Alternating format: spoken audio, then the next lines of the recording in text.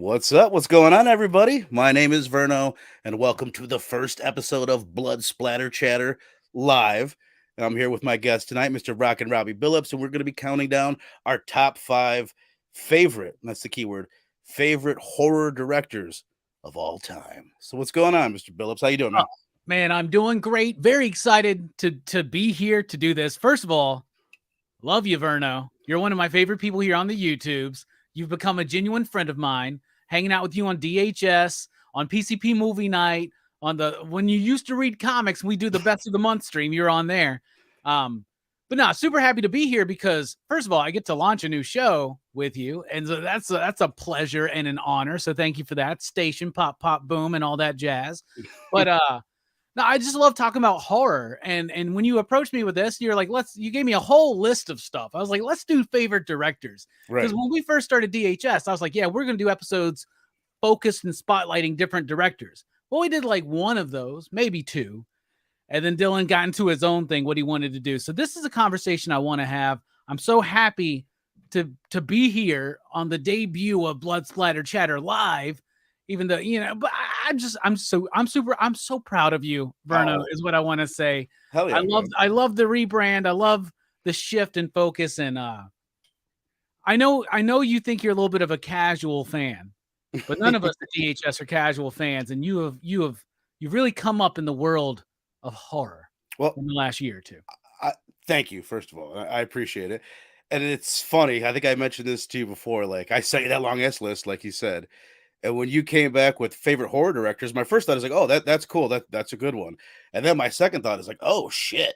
Like that's an intimidating one. Cause as you've mentioned, this is basically like I've been more than a casual for about a year now. Like I looked back recently and I did DHS with you guys for the first time, just a little over a year. And it's like it's completely changed the way that I view horror movies and film in general, to be completely honest with you. And the first I think show that I did with you guys was The Dead Zone with Cronenberg. And you guys are throwing his name back and forth, and I'm like, who the fuck is this Cronenberg guy? So that should, and I don't mean this in like a self-deprecating way, it's just like an honest way. That's where I was a year ago. And like we'll talk about where I'm at now, but it's gonna be interesting. I'm glad we're doing this now because I look forward to like doing a similar top five horror directors show in a couple years from now and see like where I'm at from there. Because, like I said, like there's big name people, Wes Craven, John Carpenter, that I haven't seen big important films of theirs. Yeah. So I was like almost panicked, like, oh shit, I need to go see Prince of Darkness. But it's like, well, whatever. I'll get to that. So I Prince of kind of say that Darkness, just to say, like, this really is underrated, by the way. yeah. Well, I know that's one that I watched it when I was a kid Yeah. because my video store guy, the guy that worked there, like he loved us when we were kids, and he used to always get us to try to watch that one. And I remember fucking hating it when I was 11 years old. Yeah. But from what I've heard, it's the type of movie that you would hate as an 11-year-old idiot like I Yeah, was. it's You know what I mean? when you're an 11-year-old idiot, you just want Big Trouble in Little China and They Live, Exactly. right? You know what I'm saying? So Exactly. All right. Well, perfect, man. We're going to do this where you and I each have a top five. We're going to count down and discuss each of them going back and forth. And before we get into that, though, I just did want to ask you, I know we probably had different processes. Like I have to write shit down. I have to look at stuff in a visual way. But what did you told me a little bit, but what was your process of first off just like picking out what your top five was, and then like what qualities are important to one Rockin Robbie Billups when thinking about what your favorite horror director might be? yeah, well, first of all, it was very easy to put this list together, right? Okay. So like top fives. That's like my bread and butter. That's what I love. We do that on PCP. That's what every podcast is anchored with. I used to do it on Rockin Robbie Live every week. I love doing top fives, right? Right. And I like top fives better than tens because on tens, if this was a list of 10, I would have had to think about that bottom five, right? Right. A list of five, usually you do have to think more about it, right? Because you have to you only get 5 spots. That's Right. why when we do like the rating system, we do 5 and not 10 because it makes you have to commit a little bit more to something, right? And this list is pretty much the same 5. This has been my same 5 directors since like the year 2000, probably, as far as horror films go, right? Since I really started diving in deep at the end of high school and right after high school of like widening what I was watching outside of just Friday the 13th and Halloween Mhm. and Gremlins and Nightmare on Elm Street, just the typical stuff, moving out into other things. This list has stayed very consistent in my life. And when I look at the list, this is what I want. First of all, a horror director's got to do it all. A horror director's got to be able to direct drama. It's got to Mhm. be able to direct comedy.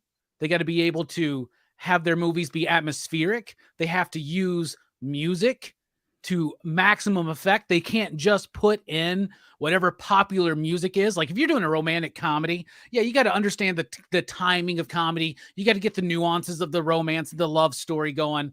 But man, when you're a horror director, you really got to do all of that. And you can't just throw in whatever like music is like, you can't just put it on Sixpence None the Richer to make the scene work because everybody's feeling it and gets it. You have to have something original or something that's stock that really pulls out something that works with camera movement. So you got to move that camera. You got to be creative. A lot of horror movies are incredibly low budget. So you got to actually be creative. You can't just be like, how could we do that? And then somebody be like, we just put some CG stuff in it, or we'll call this. You can't do that in a horror film. And a Right. lot of these horror films, these movies that we're going to be talking about tonight, these directors, these filmmakers, there's plenty of times where like, they don't go, how are we going to do this? They go, how are we going to do this? You know what I'm saying? And they got to think about it. When they're writing their scripts, they got to think about it. Well, what if we're just in one cabin?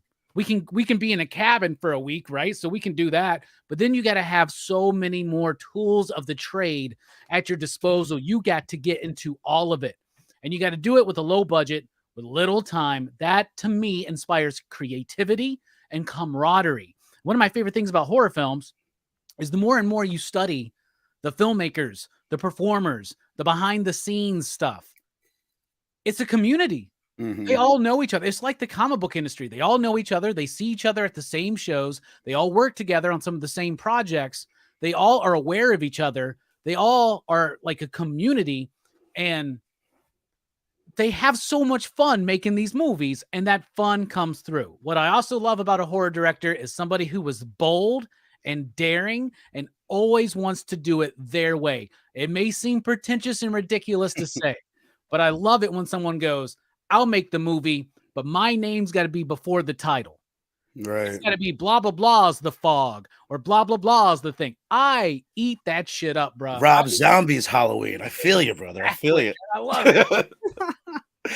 No, hell yeah, man.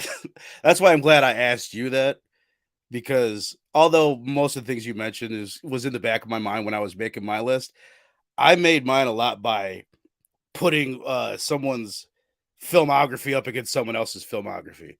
You know what I mean? It was a kind of a numbers game in a lot of way for me. Like, and also looking at it, and this is one thing I told you and I said up front, is what's like my personal favorite. Because if this was the greatest or best or most influential horror directors of all time, a lot of these people that are on my list, and I'm sure your list, would still be there, but there's a couple, and we'll get to those when we get to honorable mentions, that would be tweaked. Like, I realize their importance more than I fully like love their films or their filmography. You know what I'm saying? So Yeah. that's the way I looked at it specifically. And plus, that's a way to say up front, if you disagree with me or Robbie, you can't, because these are our favorites. You Yeah, can't well, disagree with we what my want you to favorite have is. a Right. different opinion. We want to know what y'all think as well. Like that's part of this community. It's not just a community of the professionals, but of the fans. And just like the comic book community, the horror community is great, and they go hand in hand, y'all. Right. Like comic book fans, horror movie fans, and then when they meet in the middle, that's where DHS lies. You know what I'm saying? Hell yeah, hell yeah. All right, my brother. So let's dive into it. You are the guest, so let's jump in. One more caveat that I did want to say up front is you're gonna. I bet we have a lot of overlap, especially in the top five. And stick around, because after we finish with one, we're gonna do our honorable mentions. But I can't help but be influenced by the influencer, Rockin Robbie Billups. So there's certain people that like I said, I wouldn't have known the name Cronenberg. I knew the movie The Fly. I knew certain things. So like after spending a year with you doing a weekly show on horror, my list is so heavily influenced by you that I can't help but just point that out from the get-go. So Thank that you. being what it is, let's dive in with your number five. Okay, so I said that this is the same list as 20 years ago, but this dude would have been higher on that list 20 years ago. But at this point, I'm going to put him down at number 5, but I'm going with the late, great George A. Romero. I absolutely am a Romero head. I grew up a huge fan of Romero, the zombie films, in particular Dawn of the Dead and Night of the Living Dead. I remember the first time I watched Day of the Dead, it was actually like, it was after high school. So it was like 2000, 2001. It was whenever that Anchor Bay Blue or DVD first came out. Mhm. And I was like, let me finally watch it. Put it in. I was a huge fan of Dawn, huge fan of Night. In those days, I know a lot of people can't remember this far back, but in those days, zombie fiction was not commonplace. Right. And it wasn't overdone like it is today. I could give two shits about a zombie film. Like somebody's like, there's a new zombie movie. Nah. But back in those days, you would look them up. You would be like, that's how I got into Fulci. It was like, oh, I heard about this gnarly zombie movie where there's maggots, like in the makeup. But when I first watched Day of the Dead, a lot of people back when they watched it in the 80s didn't really like it. It was different. It had a smaller, it's something about it seemed smaller, even though it wanted to be bigger. That movie blew me away. The music by John Harrison, the effects by Tom Savini and company in that movie. That's the best work I think Tom Savini's ever done. Like ever done. And he's done amazing work before and after that movie. But Day of the Dead is another level. That's when I was like, let me get into this. And in those days, we had Netflix when you could just get DVDs through the mail. Right. They had all the horror stuff. So I watched Night Riders. I watched Martin. I watched Season of the Witch. I watched There's Always Vanilla. I watched The Crazies. I went through the entirety of George A. Romero's catalog. The Dark Half, severely underrated Romero film, adaptation of Stephen King. Of course, Creepshow. And in those days, that was when I first found out, wow, George Romero did Creepshow? That's the same guy. Then when I made that connection, what I love about George Romero is he started out as a very, he's a blue-collar filmmaker, right? He made commercials, like beer commercials in Pittsburgh. He decided, hey, let's put together a movie. They put together a horror movie because that's what you do, because it's cheap and it makes a lot of money. And what they did with Night of the Living Dead changed the game, created an entire genre of horror fiction with the zombie film, right? Not the voodoo zombie, but the flesh-eating ghoulish zombie. Collaborating with Argento to elaborate more on that on Dawn of the Dead. But we know his zombie movies, but when you look in there and you see other little things like Dark Half, like Martin, like The Crazies, like Monkey Shines, which is a ridiculous movie about a quadriplegic who's got a monkey who helps him out and gets jealous of his new girlfriend. It's ridiculous. It's crazy. It's so fun. I watched that movie a bunch when I was a kid. I always hear about it, but I had no idea that that's what it was about because I forget it was so long ago. Yeah, right. That's the first time I've heard that. What I love about Romero is he's able to use these films to have some provocative commentary, right? And I know everybody nowadays loves to talk about the whole, oh, that's too woke or that's too right-wing, that's too extreme in any kind of way. Art has a social commentary, and George A. Romero layered that. Dawn of the Dead is also an allegory, a metaphor for consumerism. At the beginning of them all, he's a very prophetic director. Land of the Dead, not his greatest film, but that is a really solid commentary on that post 9/11 world where the zombie plagues literally right outside your door, but you got your fences up, you got your gates. I'm in my high rise. I got my lobster, my wine, and my cigars. We're good. It's about ignoring the problem. All of his movies have that. Day of the Dead's about the mistrust of the Reagan era government, right? Night of the Living Dead, even though he says it's not supposed to have this connotation, it's got a very racial message to it that's very powerful for its time. And it goes beyond that. In fact, my favorite Romero film is not any of those films. It's Night Riders. Night Riders is such a brilliant film. And I know Romero wanted to go beyond just a horror director. A lot of these people do, but he still embraced the genre. He knew what to do with it. He continued making those movies, and he continued making them his way. He would refuse. He would have had so many more opportunities in his life if he would have played ball, but he didn't. It had to be his way. He had to have final cut, and it led to not the most lucrative career as far as money, but it led to a very strong career as far as just being a legend and an endearing figure in this industry. Hell yeah. Well, I couldn't be more happy that you started out with George Romero because that is like specifically who I'm talking about when I said like he would have made my honorable mentions. I think he's one of the top five most important of all time, hands down. Like vampires, werewolves, all these things are so old, all these ideas, but the zombie is the way that we look at the zombie now. This brand new. It's 50 years old. You know, it's as old as Night of the Living Dead. So, and he's a guy that I'm glad you mentioned Martin because honestly, if I had been thinking of Martin, I forgot I just watched that and how much I fucking loved that movie. That Oh, might be you my like that favorite. movie? Oh, I loved it. Oh, It's like dude, it's such a weird. It's such a weird movie, it's right? goofy as shit. I can't Yeah, believe it's not more popular than it is though. It seems I don't know like the story behind it or why like it hasn't been available or it's, you know what I mean? It seems like not many people even know about it, but yeah. it's fantastic. There's a new 4K release out there for you guys if you want to check that out. But good. I'm definitely glad that you touched on Romero. So that's awesome. So all right, that's your number 5 and we'll move on here. This is I had a massive debate of where to put this person. He was at one point he was my number 3. And this is definitely the one that I'm most heavily influenced by you because I had never heard not just had heard of this director, but I'd never heard of any of his films. And I'm talking about Dario Argento. Hell yeah, man. Which there's no way he's not on your list, and I'm sure we'll have a better discussion when you get to him. But I'll just say, like, one of the big reasons why he had to make my list is again a numbers game. The amount of movies of his that I've grown to love. Like he had that era when he came out, Bird with the Crystal Plumage to Opera.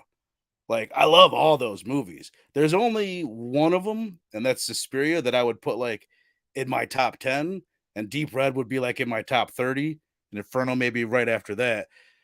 But his style is, and it's definitely not for everybody. It's so aesthetically, it's all about the visuals, especially in Suspiria, less so in the Giallo, but Suspiria is just an unbelievable masterpiece of the visuals, and it's from start to finish. He never takes a shot off, and that goes for any of his movies.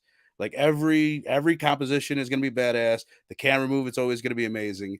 And the thing that I didn't fully appreciate until more recently, and this again is more with his Giallo movies, is the symbolism and the themes. Like if you're not really digging in, it just goes all over my head. And it's upon further viewings, a second, a third, a fourth viewing, that for me that I fully like appreciate the, especially like I said, Deep Red, Tenebrae, Opera. I'm trying to think of the other Giallo that just Bird with the Crystal Plumage. The first time First I time I watched watched that that. movie, I just wasn't that into it at all. Like I couldn't follow it. And then I watched it most recently and I just fell head over heels in love with it. Like the way he ends the Giallo movies is he's got great endings to his murder mysteries that he sets up. That yeah, that just I think kind of blow me away. So I know he's gonna be on your list. Yeah, If yeah, you he's definitely on my list, a little bit higher, Right. but I assume so much. And that's even part of the reason. Like, I want to get Argento out of the way early so I can let Robbie kind of finish him off when we get to him.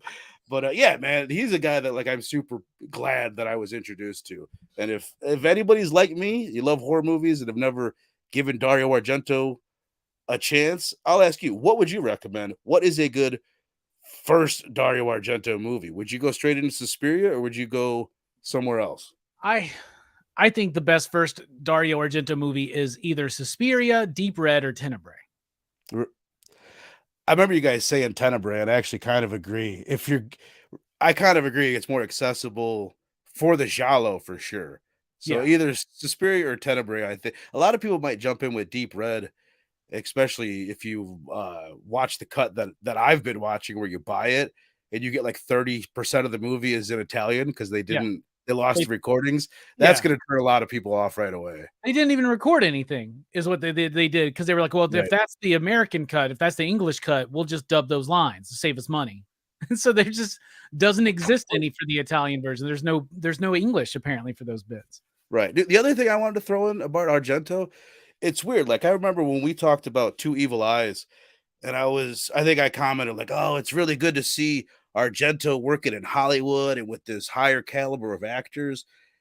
And after going through and rewatching a good chunk of his catalog, I think the actors are just as good. The production value is just as good. it's just harder to appreciate the actors when you're listening to a dub or when you're watching a dub. Yeah, And it's it's just just like something. with Hong Kong cinema. You just kind of got to get used to that Yeah. dubbing, right? Right, which I love now. It doesn't bother me at all. It adds, especially in his more horror, supernatural stuff, it adds to the dreamlike quality. Like Inferno and Suspiria, they're perfect for being dubs. It adds to it more than it takes it away. But Suspiria is definitely his best dub, I would think. Like the best dubbed Argento film. I really, really like. I think Tenebrae is good too. yeah, yeah, It's really got a good dub to it. Have you watched Dark Glasses yet? His latest one? yeah. Did you like it? I was Luke like 3 you digs on it. Okay. But then again, dude, I went in there looking for, you know me. I only watched it once. Who fucking knows what I think of it? I might I might love it if I watch it again. You know what I mean? But but yeah, I mean it's definitely worth a watch, but it didn't have that that It's fucking thing that I'm looking for from it's Argento. definitely better than a lot of his movies in the last like 20 plus years outside of the Masters of Horror stuff that he did. But I think it's solid. But yeah, Argento is a little bit further on my list. I got some thoughts, I'm sure. But I'm just Perfect. so happy because I remember the day where I was like, Vern, I'm in a spot, man. Everybody's dipping out of tonight's show.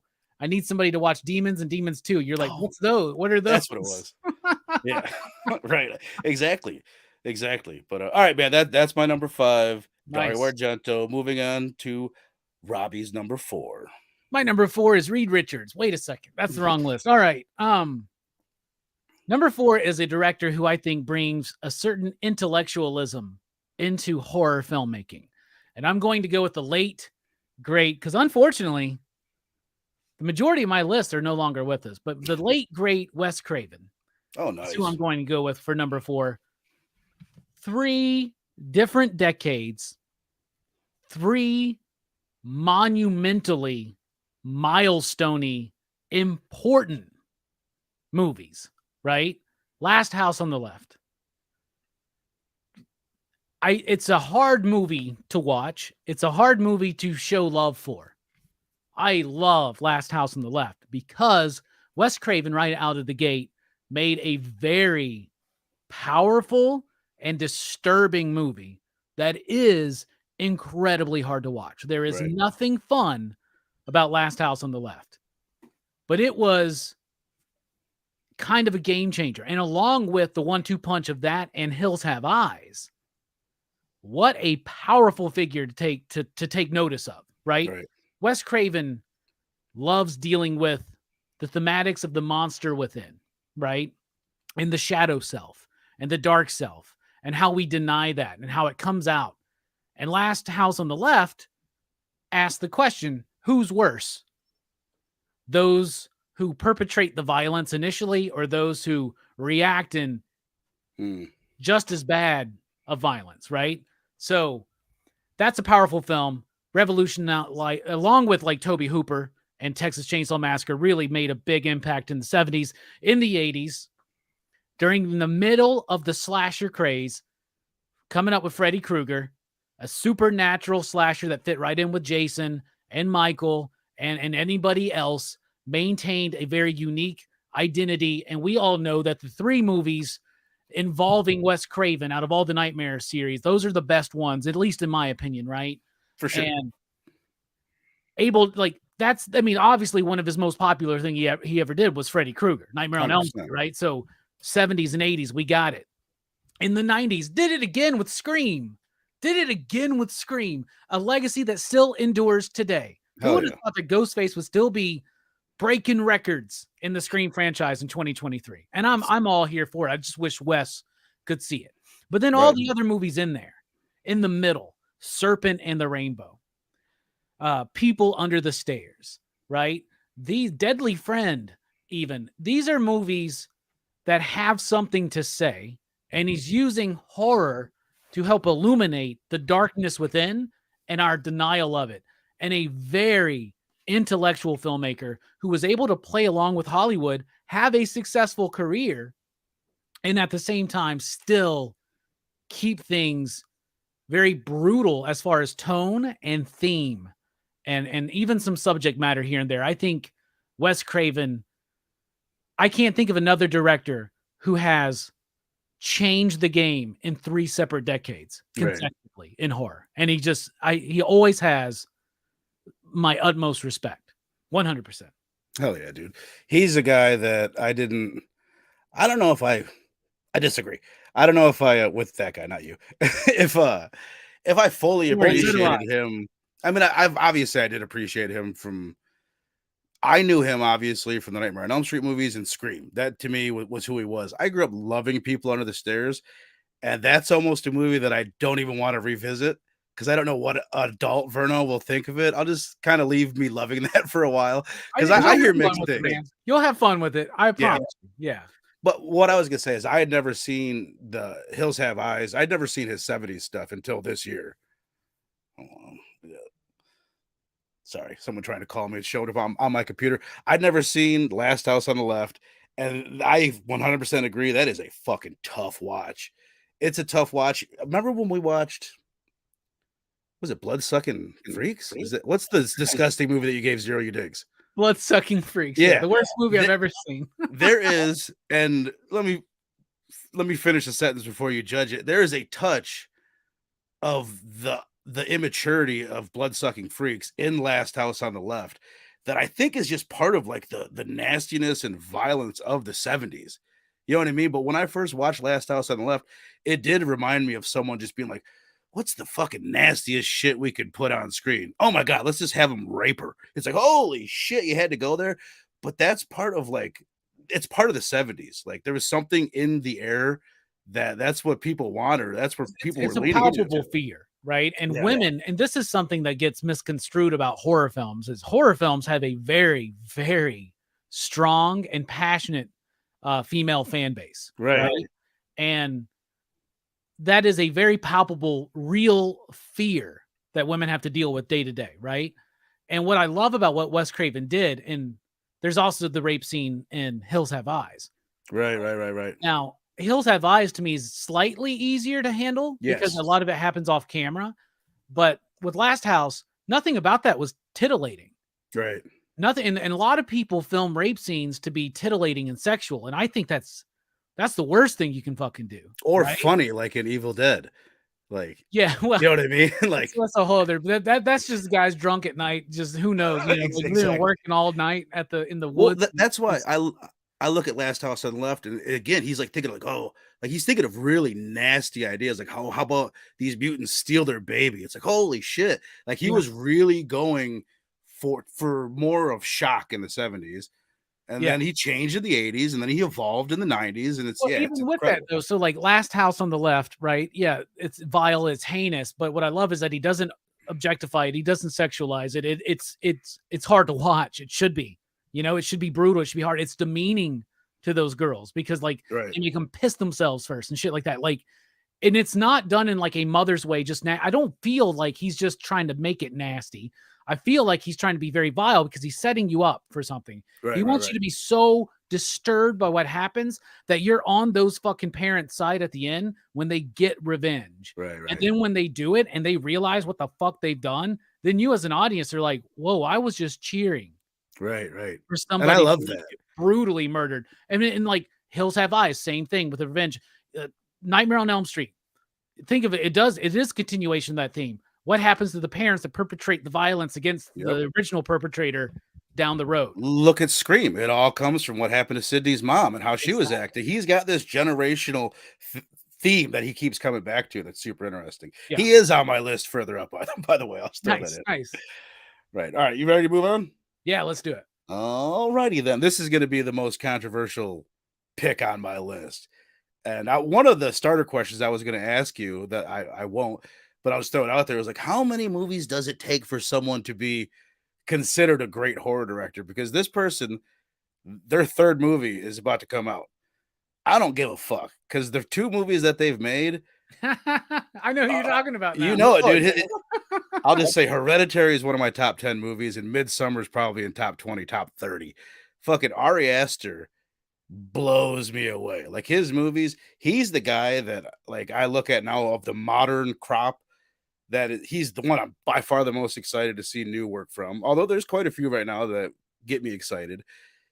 But he's the one whose style is all over every single scene of his films.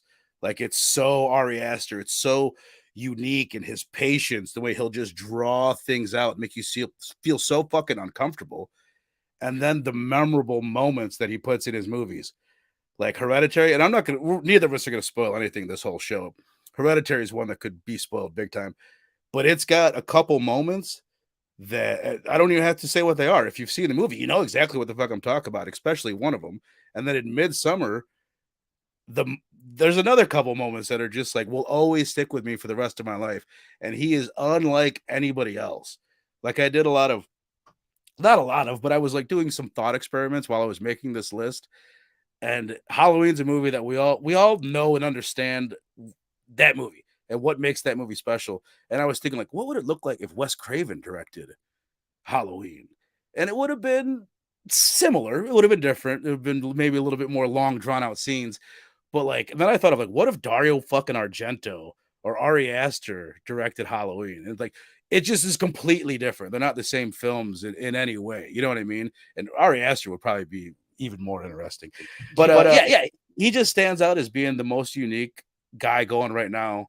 And I love his films. A lot of people would disagree with putting him where I put him on this list, but I know at least you won't disagree on the fact that you love his 2 movies that have come out, right? Pretty damn sure. Yeah, I mean, I think he's made 2 of the most definitively classic modern horror films with Hereditary and Midsummer, like 100%. And I haven't, first time I watched Midsummer was last year, and Hereditary the year before. Like where was I? You know what I'm saying? Like, just completely missed it. And I'm really pumped for Beau is Afraid. That looks like it's going into a different direction. We'll see. Right. It's typically I'd be like, bruh, this dude only made 2 movies.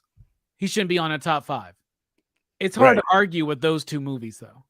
Yeah. You know, and especially with it being favorite, I understand his importance. And I don't know how influential he is just yet, but he probably is. I'm sure he's influencing dude, you don't people. Think all the A24 cats are trying to do what Midsummer and Hereditary did. You know what I'm saying? And I think he's going beyond that with Beau, you know? And so I'm really, really excited for that movie. It's at the end of the month, man. It's so close, right? Yeah, and we all know nothing about it.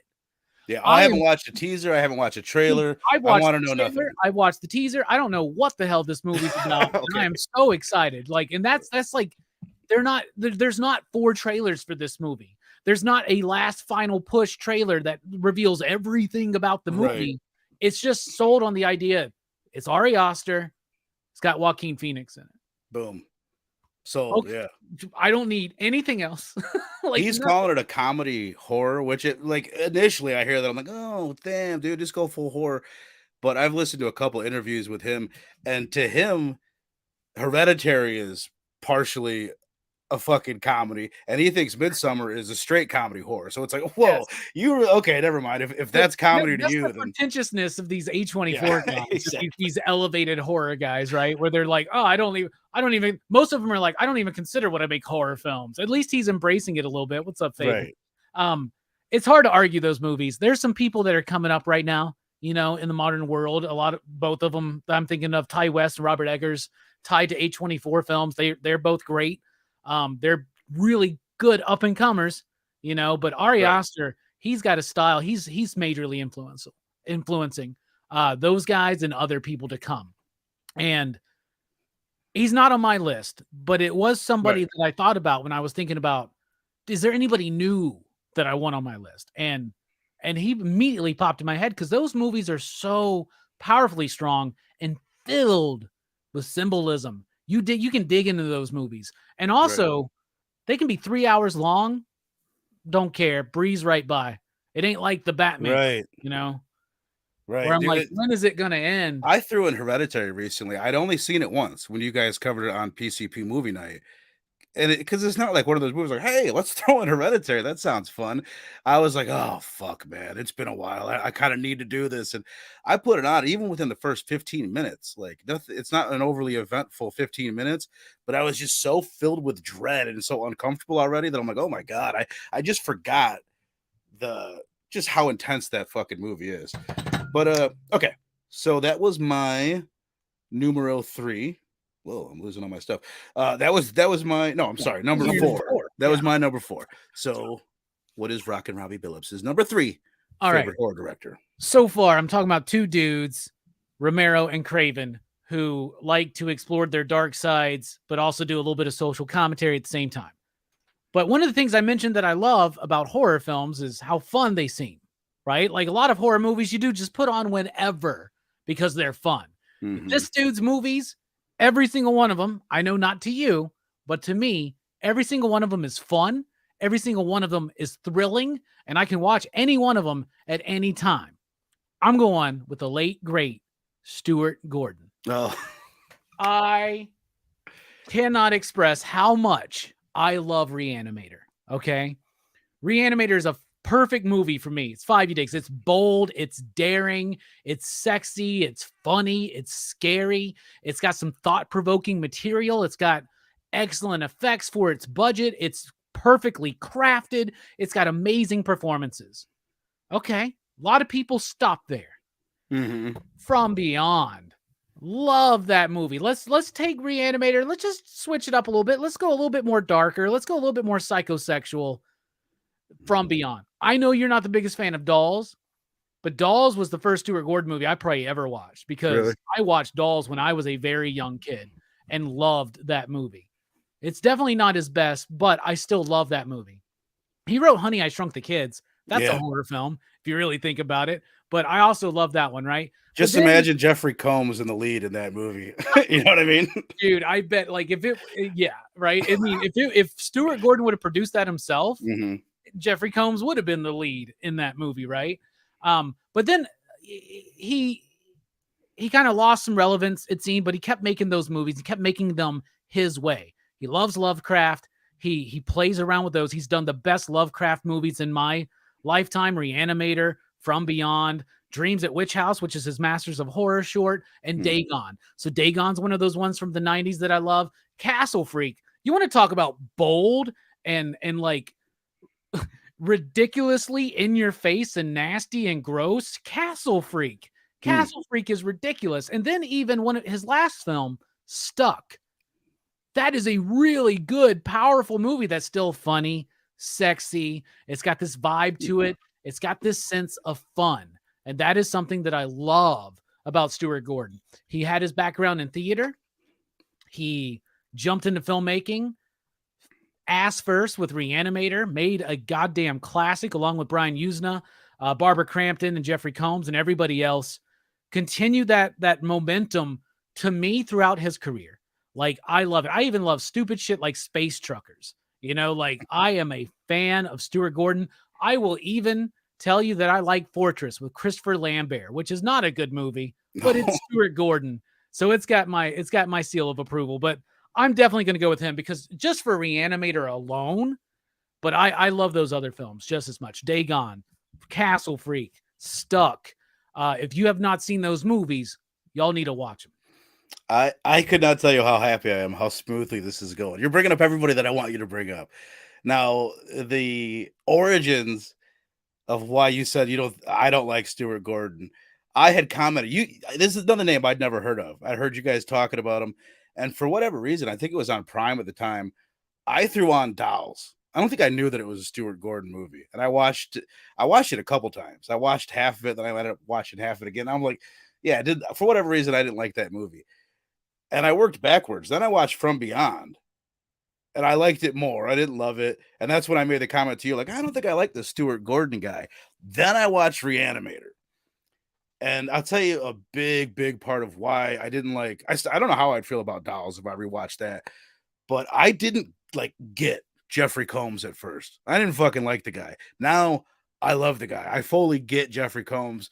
And he is like, I mean, I'm sure Stuart Gordon has a shitload to do with it, but would you agree? Like, Jeffrey Combs is like, he's like 90% of the tone of those movies. Yeah, like he sets the tone with his funky, weird, off-kiltered style, and it's so he does. But then there's this element that one of the things I love is so they did Reanimator, and when they were doing From Beyond, and they actually filmed From Beyond first. No, they filmed Dolls first, but Dolls came out after From Beyond because of all the effects they had to do, right? Because they destroyed the set in From Beyond, right? Or in Dolls.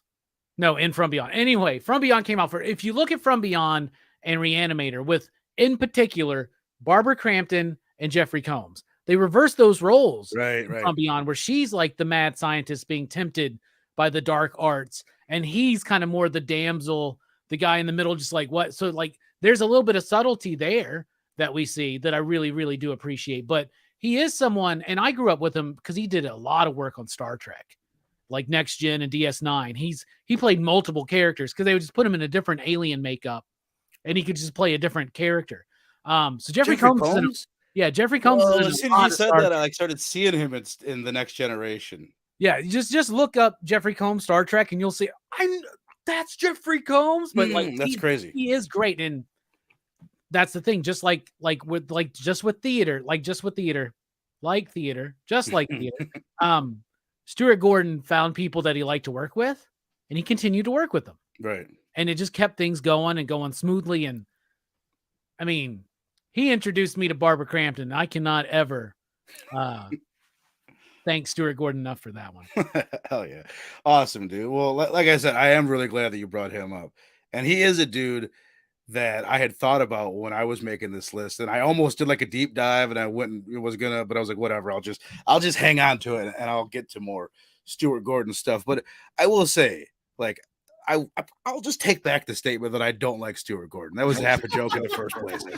But because From Beyond, like I said, it really did blow me away. I watched it a few weeks ago. There's a new 4K of that the Slip just sold out for, else I would probably get that. But it's a phenomenal movie. Yeah, the Vinegar Syndrome one, right? Yeah. And I got the From Beyond lighting going on. You know what I'm saying? So you never know what's going to happen in the weird angled corner of the studio, right? So. Yeah, there's a dude. He's got a great look to it. Like, yeah, the colors. It reminds me of some of Argento's stuff, which is how overly colorful it is. But okay, that was, correct me if I'm wrong, your number 3, right? That was your 3. We're moving into the top 2 here. And you got to give me your number 3. Oh, okay. You're right. I fucked everything around. Like, it's weird. I changed my list on my phone, but it didn't change it on my iPad. So I've been half guessing here. But that's half a joke. I'm going number 3, and this is another guy that I'm surprised he made my list. But when I just sat and compared his movies with everybody else, I'm going David Cronenberg. He's fuck yeah. He's the guy, when you were talking about a guy that brought intellectualism and blah, blah, I thought that you were going Cronenberg at that point. That's when you went Craven. But he is, first of all, The Fly. That's a movie that I just grew up. I've loved that movie my entire life. I think it's one of the best horror movies of all time. And the fact that, like, when you say body horror, you think Cronenberg. Like, the guy pretty much made a subgenre of horror. There's that word, Cronenbergian. Right. Exactly. Exactly. Like, there's like Hitchcockian. It's Hitchcockian, Tarantino-esque. Like, Cronenberg's one of those directors that you immediately think of him. You're right. When somebody says body horror, that's the first thing. Like, fucking Cronenberg? Cronenberg doing the Fantastic Four? Is that what we're talking about? Dude, could you imagine that? Right. He's a guy that, kind of like Romero, where it doesn't instantly jump out to me like his style of the visual look. He's got his style of the body horror stuff. The special effects in that are kind of like, you could tell that's a Cronenberg type of feel. But would you agree he's not overly flashy? It doesn't jump out to you his style with the camera. It's more the way he writes his stories, because he does write most of them, correct? Yeah, and it's the thematics that he works themes, with. Yeah. Like, he's so, you end up thinking about his movies long after they're finished. And the big one that made him like jump up on the list for me, I'd never seen Videodrome. And that's when you said let's do top 5 horror directors, I wrote down a list of movies like that I want to watch this before I do that. And the first one was Videodrome. And I watched it a couple times, and I might like it as much as The Fly. It's just such a cool ass movie. The effects in it are so badass. We did that like the feel that you get. Yeah, we did that for Horror Fest, right? And I watch horror movies all the time. I can watch them in my sleep. I don't get nightmares. I know some people do, but I don't. Videodrome, when I watched that movie for Horror Fest, which I've seen before, I watched it. And I watched it multiple times because I was watching it with commentaries and stuff. But like, that movie gave me fucking nightmares, bro. I had vivid crazy ass lucid nightmares. I guess I wasn't too lucid then if I couldn't like calm it down, but like Did you pull a gun out of your stomach vagina? I don't know, but like Videodrome, I felt like in my dream that it was working and I was being pulled. Like it was so like that movie. I mean, first of all, Debbie Harry, like it started a whole new obsession with her rewatching that movie, but like, bruh, like that movie fucking disturbs my ass, man. And I love it. I love it for that because I consume a lot of media. And what is that media doing to us? You know, Right. and it's just like a man, that movie has a tone, man. Oh yeah. Well, Oh my god. I'm glad that you mentioned that it gave you nightmares because I think you could make the argument, and a lot of people would say like it's not even horror. You know what I mean? It's not scary. And that's another thing worth pointing out. Like when I made my list and looking at your list, like a lot of the people that get put on list of best directors, it's not the scariest movies. Like they don't another thing worth pointing out is like all the people that couldn't make my list because they didn't make enough movies. Like William Friedkin, like The Exorcist, one of my favorite horror movies. Carrie, one of my favorite horror movies. Brian De Palma, he's not really a horror director. Hitchcock didn't make my list, more of a thriller guy. But anyway, my point was a lot of the guys on my list, they're not that scary of movies. And that's one thing I look forward to kind of exploring more is finding more movies that actually do scare me because it does happen. Like I'll admit all the time, I'll watch a certain like a ghost story or a possession movie or whatever, that kind of supernatural horror movie late at night with the lights off and it will freak me the fuck out. But most of the big directors, their movies aren't that style.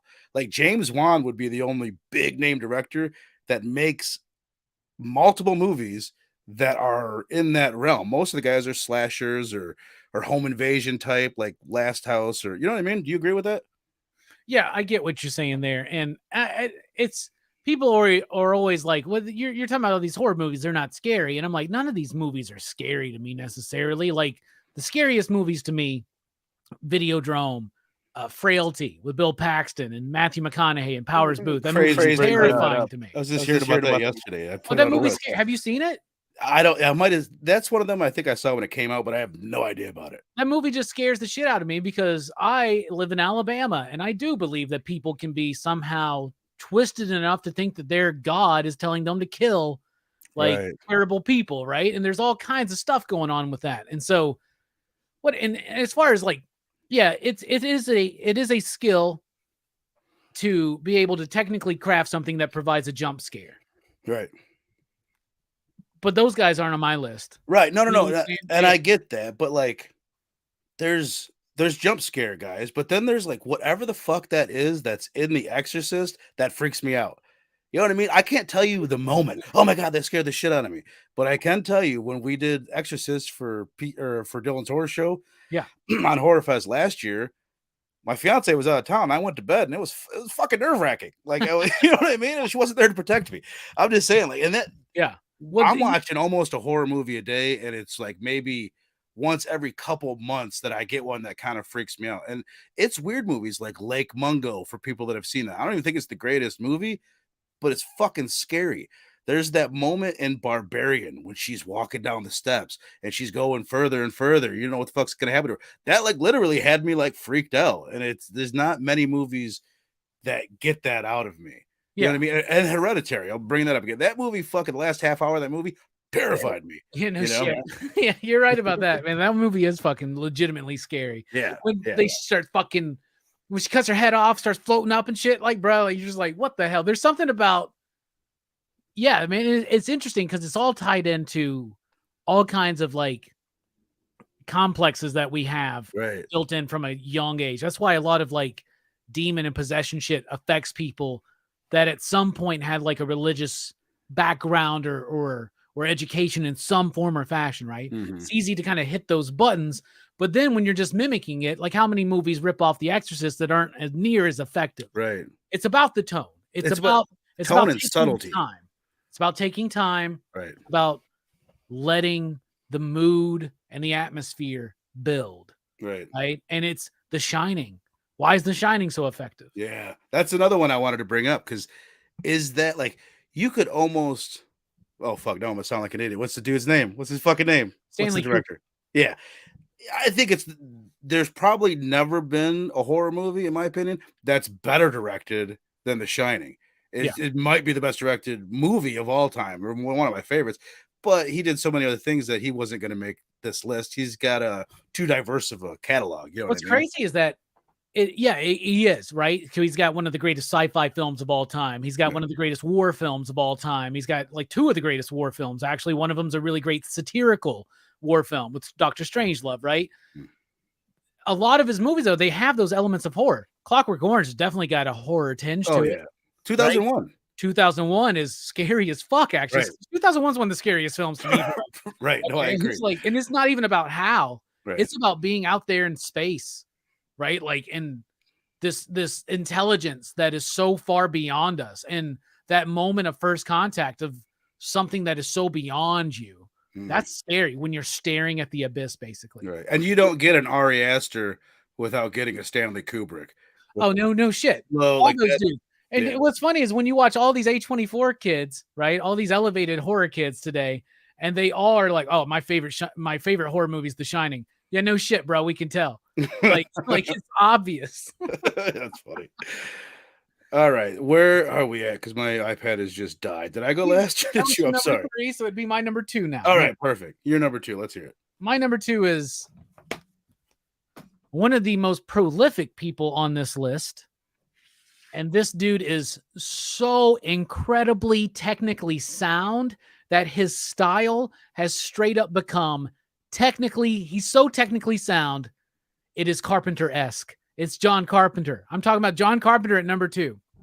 This dude, Halloween, instantly iconic, right? The Thing, instantly iconic. Other films, Big Trouble in Little China, they live. I struggle with calling that a horror film, right? And he's done other things outside of just horror, and he's done a bunch of movies that I don't like. Right. I don't like vampires that much. I don't really like Ghosts of Mars. The Ward is not really that good. But Halloween, The Fog. The Fog is one that gets slept on a lot. I love and appreciate The Fog more and more every time I see it. Every time I watch The Fog, it blows my mind more. The Thing, dripping, oozing with paranoia. He's responsible for the greatest remake of all time with The Thing. You know what I'm saying? Yeah. Movies like Prince of Darkness, In the Mouth of Madness, completely undersung, that are just amazing. In the Mouth of Madness, that's one of his best films that nobody ever seems to talk about. Sam Neill is brilliant in it. It's truly Lovecraftian. It's meta. It is pushing the boundaries, right? I talk about the importance of music in these films. Some people use it well. Some people luck out. Romero, not the strongest with music in his film, but he lucked out by having Goblin do one of his soundtracks and having John Harrison do Day of the Dead, which I think is one of the greatest horror soundtracks of all time. Wes Craven, Stuart Gordon, they kind of got their flair and vibe, but Carpenter, another big distinctive thing about his style is his music. And nobody, except for maybe my number 1, but nobody really uses music in the way that Carpenter does to build not just tension, but to build an atmosphere and to actually kind of world build out an atmosphere. Halloween works so well because of the dun dun dun dun dun dun dun dun dun dun dun. It permeates that movie. It permeates your psyche. It stays with you. Same thing with The Thing. This dude told Ennio Morricone, let's strip some of that down. Right. 2 notes. Doom, doom. That's all we fucking need. You know what I'm saying? Like, it's so insane. Carpenter is the most lean filmmaker on my list. Oh yeah. There is no fat in a Carpenter movie, whether it's score, whether it's what's going on screen, whether it's dialogue, everything is perfectly maximized. It's economic. I don't mean that in a bad way. I mean, that's a really high credit to a screenwriter, to a filmmaker, to a composer, to be like, there is no wasted space in a Carpenter film. Halloween can't lose a single minute of that film. The Thing can't lose a single section, right? Right. His movies are so meticulously crafted. We don't think about him as somebody like a Kubrick or a Scott, where everything on the screen is art and this, but it is. Right. It really Exactly. is. I dare you watch any of these Carpenter films, any of them, even not the not so good ones. Frank, like hit pause in a random moment, take a snapshot, put that on your wall. People will be like, "Whoa, this dude is a master of his craft." Hell yeah. Not a wasted moment in a Carpenter film. Music, atmosphere, competence. Oh my god. You know what I'm saying? Competence and prolificness and bold enough to be like, I won't do a movie unless my name's on top of it. Right, I love that I so love much. it. Especially, like, was it yeah, Halloween's his 2nd movie. That always kinda weirds me out that he, first off, asked for that and then got that. It's such a you don't see that, like, almost at all, especially with someone was Assault on Precinct 13 pretty successful? Had he become a name? He I wasn't, think it right? was successful enough at the drive-in, right? Right, But like, so he did Dark Star first, which was like a student film he did with Dan O'Banion. okay. Then he did Assault on Precinct, and I don't think Assault did super well, but I think it was decent enough on the Grindhouse drive-in circuit, Right. right? But I look And at it like but it wasn't like he'd become a name that people were gonna be like, "Oh, it's John Carpenter's yeah. Halloween, let's go." Well, He then he just got must some have TV movies, right? So he did Someone's Mm, Watching Me, and he did the Elvis movie around the same time that Halloween was happening. And okay, then okay. so he was just able to know the right people, have competent enough work, and know what he needed and what he wanted.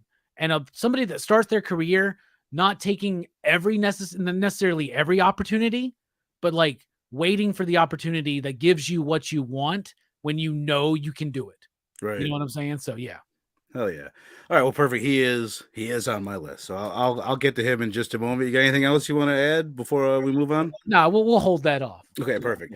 I will go my number 2 with Mr. Wes Craven, and like I said, he I've really found, like, more respect for him, like, in the past month, man. Like, he would have been in my top 5 regardless, but going back, watching this stuff from the '70s, as I mentioned, I loved I respect and I get Last House on the Left. It's not one of my favorites, and I take issues with some of the music in there is fucking weird. I'll just say this about him. That's the biggest downside to Wes Craven. And I wonder if you would agree, he's not the best with music. Like, if you even look like rewatching the Scream franchise and some of the moments, especially in part 2, that there's good music in there too, but there's a lot of decisions that weird me the fuck out. The best thing he did in the Scream movies is that I mean, he didn't compose it, but the utilization of the Ghostface theme where the Mhm, mhm, and it does. What I like in the first Scream movie because it's like classic slasher music with this '90s tinge, but using the Nick Cave song, you know, with his red right hand and everyone, that's pretty cool. right, But right, he lucked out with his best composed film as far as a music standpoint is Nightmare, yeah, right? And it's because of was it Charles Bernstein, right? Who did that dun dun dun dun yeah, dun dun and dun. that's the shit. That's incredibly iconic. I guess when I'm saying about the negative bits in the Scream, it's the Dewey and Gale stuff. It's when they're sitting there talking and there's this weird ass and I listened to the commentary. I guess that was just like some music to put in the scene while they were like editing it and they were gonna Yeah. go back and change it, and then they fell in love with it. And it's one thing I didn't even like remember disliking in the 90s when it came out, but watching it recently, I'm like, what the fuck were they thinking? But Yeah. anyway, enough about the negative. The positive is I really think Scream is, and I'd have to really sit down and think about this and make some list. It might be my favorite horror franchise because of the consistency, because of the age that I am. Like, I did grow up with Michael and Freddie and Jason, but I was like way more aware of films and the enjoyment I was getting out of them when Scream came out when I was 13 years old, and I was just fucking obsessed with it. So the way that those first 4 movies, like, as much as I love those, the ones he worked on, that's great. But then just recently watching them again with my 13-year-old and 11-year-old niece, and at first they're like, "We want to watch these movies with Jenna Ortega." And I'm like, "Fine." So we put Scream 5 is, and then they liked it, they loved it. And I had to fight them to get them to watch this movie from 1996. Like, oh my God, you fucking dinosaur. But when they sat down and they watched Scream 1, and it just blew them away.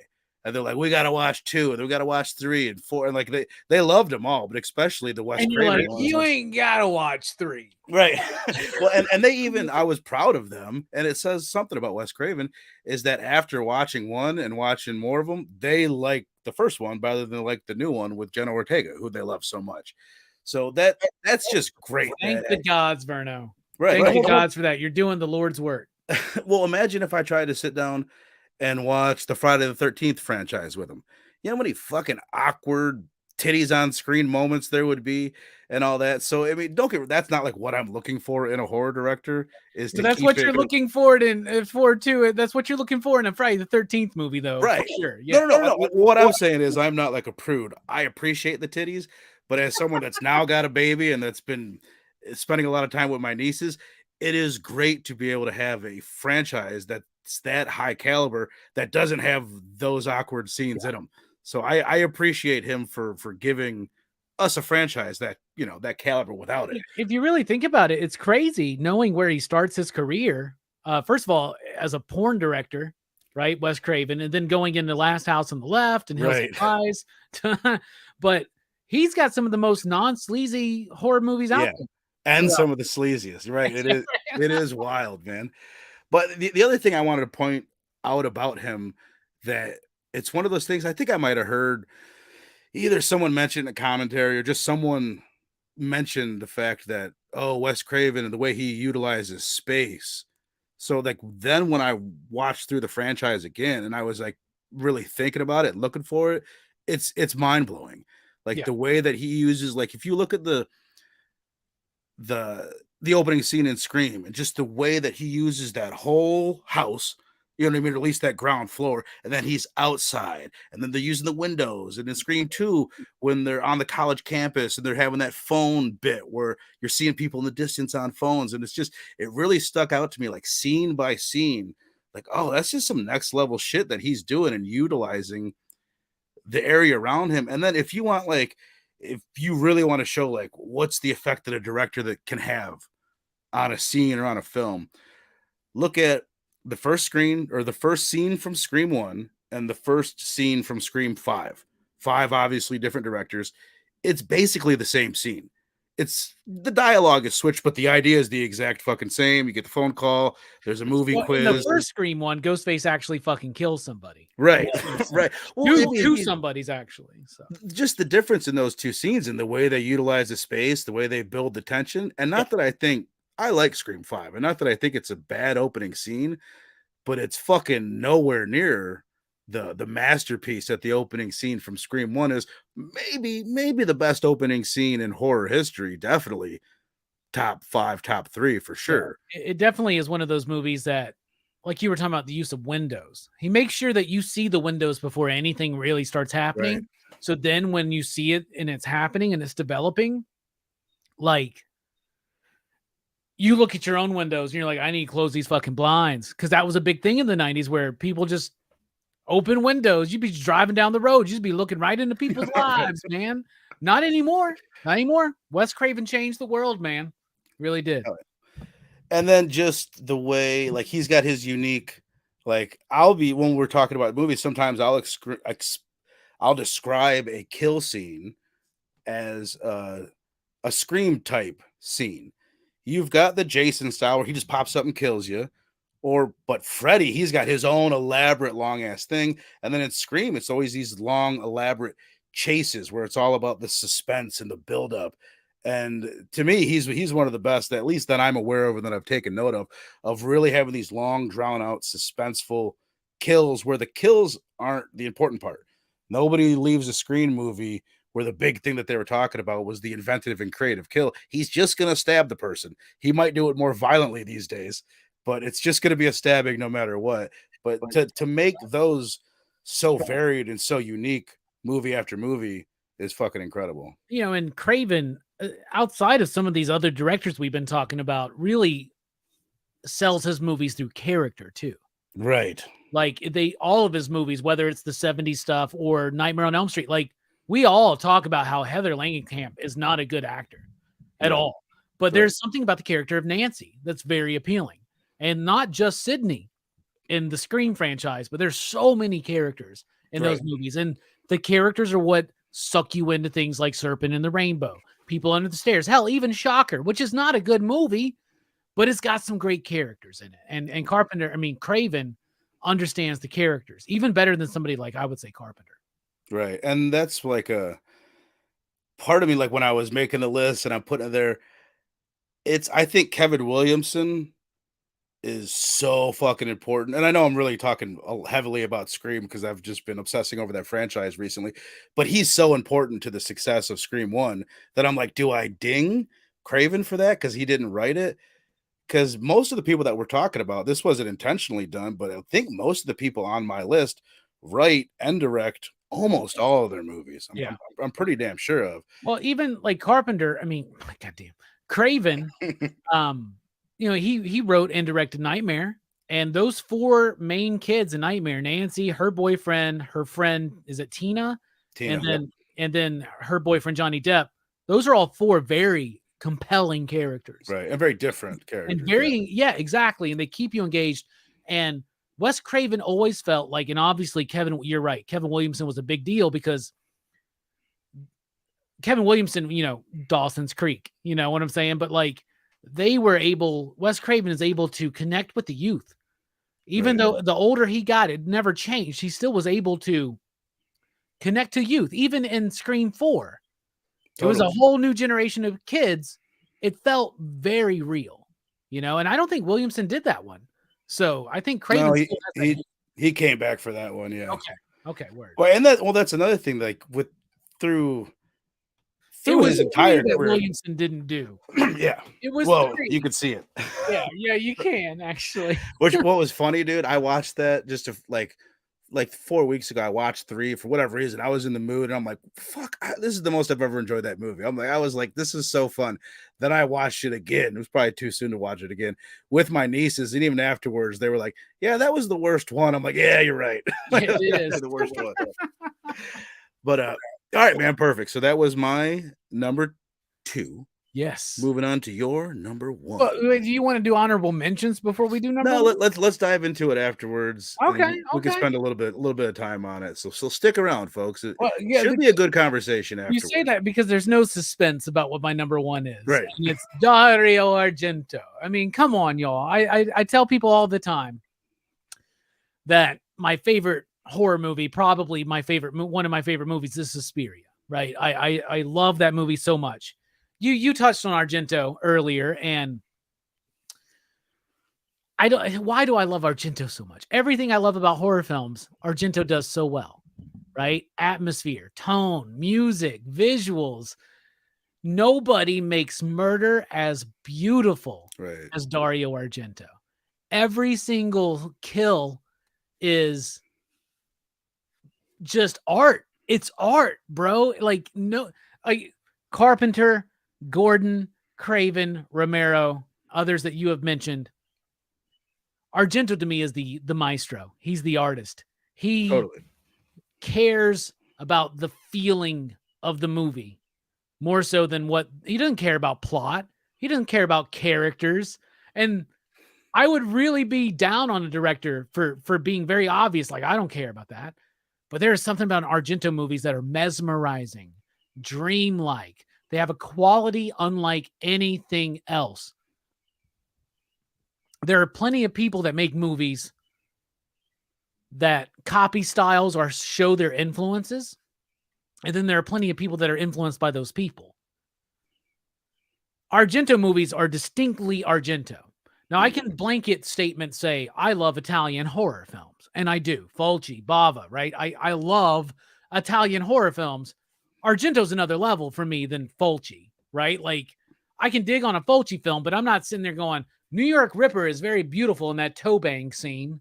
You know what I'm saying? Right. Like, I'm like, man, I can't believe a movie's going to be this fucking sleazy, right? Although, if you are going to compare someone making beautiful death scenes, Fulci is number 2. I think as far as a quote unquote beautiful death scene, he's got some of the most beautiful. Maybe, but like the elaborate setups that Argento goes to, like the opening in Suspiria, right? Where you see the stained glass, like, what is it, like skylight or whatever, the window, how it all perfectly falls. the pattern on the floor, the colors. It's not just about that. It's not even just about the colors and the composition and the movement. It's about the texture of everything. Why does the dance school have like velvety, carpety walls? Why? So that we can feel them. So that at the same time, that gives us this sense of this foreboding claustrophobia in this dance studio, just because it's like kind of like this, right? There is something about, and even in something like, you can watch Suspiria and Inferno and be like, oh yeah, colored lights, this and that. It's really cool. It's dreamlike. But then you watch something like Tenebrae, Bird with the Crystal Plumage, Deep Red. It's a lot more like documentarian, normal looking. Yeah, it is. But at the same time, pay attention to those colors. In Deep Red, pay attention to the color red.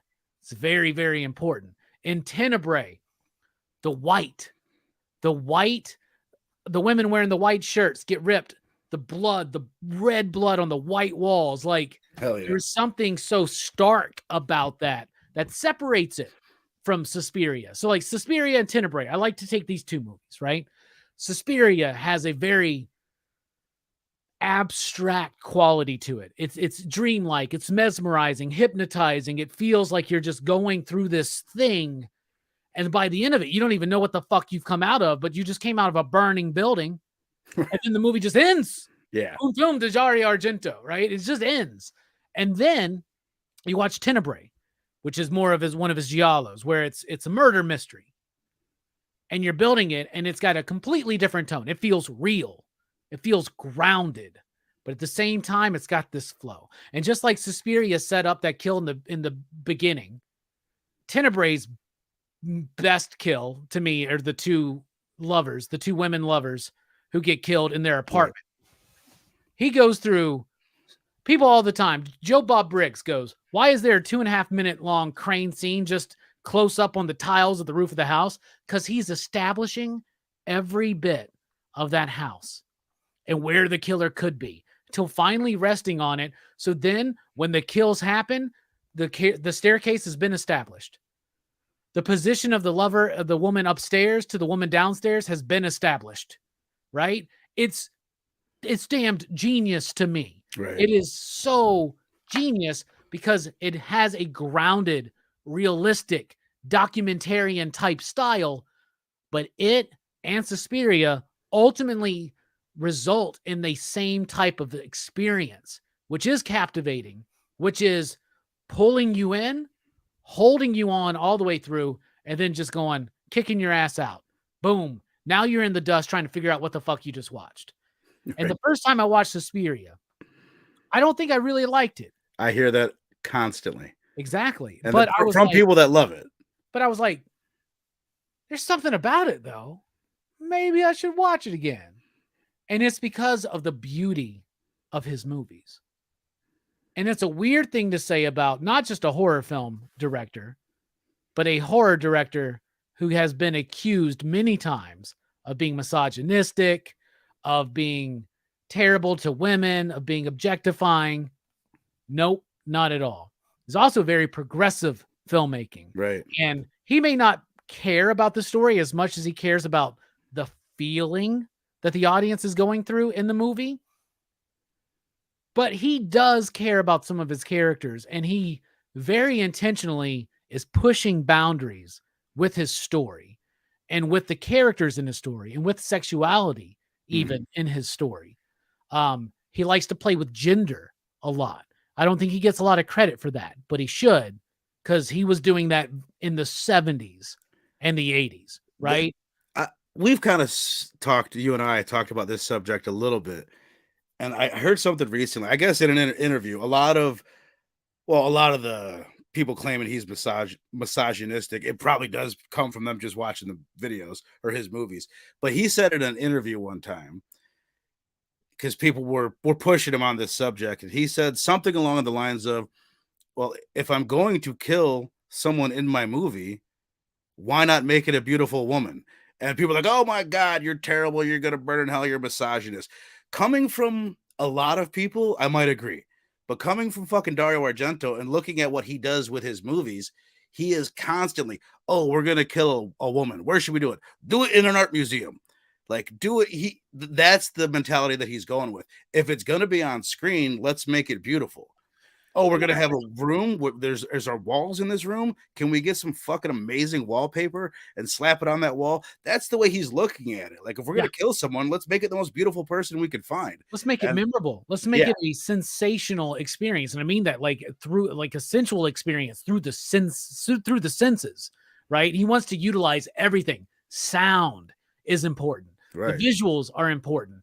If he could do smell-o-vision, he would fucking do it, but that's too much of a gimmick. But he wants you to be able to feel the movie. He even wants you to smell it, because that moment when they lift up the crates with the maggots and the rotten food, bro, like, that's what I was thinking. he's using the visuals to trigger a sensation within us, right? Or was it Inferno when that girl falls into that pit with all the bodies in it? Yeah. That liquid. That's just like one of the most. It's like that moment in a Cabin Fever. You know Oh what I mean? yes. When dude falls into the water. Hell yeah. No, hell yeah. You got anything more on Argento before we just once again, just absolutely he cares so much about the beauty of things. And we talk about elevated horror today and how everything is intentional and the composition and the symbolism, and Argento was doing that shit totally like decades ago. And I'm not saying Dark Glasses is a return to the masterpiece, but it's there. And this dude is not above, let's get a fucking crane. Let's work for a week on this shot that most people would think is meaningless. In opera, there's a fucking scene where you're following a bird in the opera house. They had to fucking rig up this giant crane. It's one of the most beautiful fucking shots he's ever created. Everybody's doing all this shit. Yeah, dude. And I love that. It's so fucking awesome. And this dude, he celebrates beauty through murder. And it's a wild thing to say, but there's nobody like Dario Argento. Not a goddamn person. Well, and anybody who I can't even think of anybody who's the next Dario Argento. There's not one. You know what I'm saying? Nobody makes movies like him. Right. There's a bit, my last little bit on Argento, and this is one of the reasons why. First of all, I've enjoyed this last year hanging out with you guys in the DHS crew and learning like what all of you guys, Fable and Steph and Scarpad and Dylan, we're all coming at things from different angles and looking at things from a different angle. But like, I would have never noticed a lot of the symbolism in Argento's films without stuff being pointed out, being perfectly honest, on the commentary tracks and stuff like that. So there's a lot of this stuff where it's like, oh, I didn't even know to be looking for these types of things, these gender things, and these social things in his movies. But once the veil gets lifted, you really start looking for them. That's when the films become way more interesting. Like the way that it opens up in Bird with the Crystal Plumage. There's a man, he sees this murder. He goes into this little these between two doors, and he gets caught between glass, and he's trying to help this woman and he can't, and he's just standing there all helpless. I didn't think anything of it. And in the commentary track, they're really talking like, you got to understand, this is 1970s. There's this big women's movement in Italy at the time, and men are feeling more and more helpless. They wanted to be the protectors of women, and that's what he's doing there. It's like, whoa. And you could think, no, he's not. That's just a coincidence. Yeah. But it's not. The further you dig into his movies and you start seeing more and more, you're like, okay, this is a dude that I think a lot of people would look at his movies and not think of him as an intellectual director at all, when really he is one of the more intellectual directors and writers. Even though he doesn't care about his plots, he's still writing. That's what he cares about in the stories that he's writing. Yeah. In Deep Red, he's reversing the gender roles between the musician, right, and Daria Nicolodi, right? She's the more masculine one, and he's the one. They're talking about women's lib, and they're talking about this and that and sexism, but like he's the one who's playing the role, the typically feminine role, right? And she's the one in charge. She's the one driving him around, right? And when she's driving him around, his seat, does this shit, and and so he's below her. Suspiria is about a fucking coven of very powerful witches that are spreading influence on other women, right? And it's showing that, a lot of times, like the catty woman trope, right? Like there's that, but like Suspiria has like dynamics between women in a school, not very perfectly nuanced, but pretty spot on. Right, right. with like how heinous some of these people can be to each other. It's like Sleepaway Camp, where like the women are the most heinous fucking people in the Right. movie, and they're not just put up on a pedestal of like perfect, like these things. And for all the shit that Argento gets, I want to, slight spoilers here, Bird with Crystal Plumage, Deep Red, Suspiria, all three of these movies, the women are the killers. Right. They're the perpetrator of the violence as well as the victims, and men get got just as bad sometimes. So Right. Right. Well said, my friend. Well said. Argento. Well, the way I structured this beginning, I thought I'd be polite and begin with you, with the number 5, but now this leaves me being the guy that has to finish it off, which I'm less comfortable with. But it should be no mystery to those if you're counting down or if you're guessing. I got to go with my number 1 as Mr. John Carpenter, who I think from just looking at the chat, most people would pick John Carpenter as their number 1 guy. And for me, it's like if he just did Halloween, like I love that fucking movie so goddamn much, like he'd already be in my top 10. He could have stopped there and he might be my favorite horror director all the time. I'm obsessed with that movie and I love like every second of it. But The Thing is a movie that I grew up, I saw it a couple times. It was never like a big thing to me. That is a movie that in the past year that is it's probably in my top 5 favorite movies. I'm just like obsessed with that. And it's something not in some ways, in many ways, it's better than Halloween. It's a more interesting story in a lot of aspects. There's just something about Halloween where just when it ends, I'm just like blown away with it more so than I am The Thing. But The Thing does that too. It's just like he knows how to like in The Thing, that moment with the when I think about that movie, the first scene that I think about is where they've all got their little blood bits and they're testing the blood. And like in a lot of the way that people would structure a movie, at least the way I'm thinking of it, that would come earlier. That's like in the final act of the movie. He knows how to build things up and keep it super fucking interesting and then just unleash something in the last half hour of the film. He does it in Halloween in such a memorable way. And then The Thing, the last half hour is just insane. I've got to pull him up now so I can see more of his goddamn movies. And then look at like The Fog, the first Right. act of The Fog, like the first 20 to 30-ish minutes. So perfect. I can't think of a better first act in a horror film right now. Like Really? just as far as structure goes, he introduces the concept of the ghost story, right, being told. He introduces the characters through that, the town, builds up the world of this town. It is so perfectly just built up. Everybody's getting these little things, weird things happen. Oh, at midnight last night, and it just keeps building up to the next midnight, right? Like that is a perfect first act, man. Hell yeah. The and we've pointed out before too. He's not flashy. He's got what's his name? Dean Cundy, his cinematographer. He's brilliant. He's smoother than a motherfucker, but he's not flashy. You wouldn't just look at it and be like, oh god, this guy's doing so many interesting things. He's such an innovative the looks of his film, but it's more subtle than that. It's Michael Myers getting in the car and pulling up alongside the fuck's his name? What's the kid? Tommy? Tommy. And just the way that Tommy is walking perfectly with the window as the car rolls by, and just little bits like that. It's just the looks of his films, they don't jump out at you immediately, but they're there and they're subtle.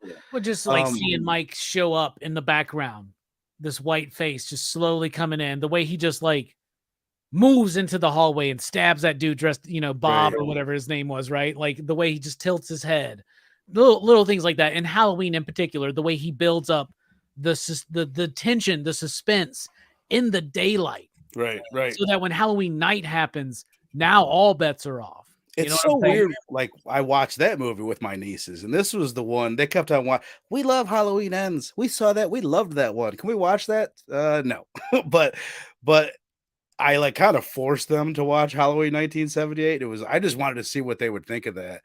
And as I'm first, it was watching it through their lens. It's fucking scarier than I remember too.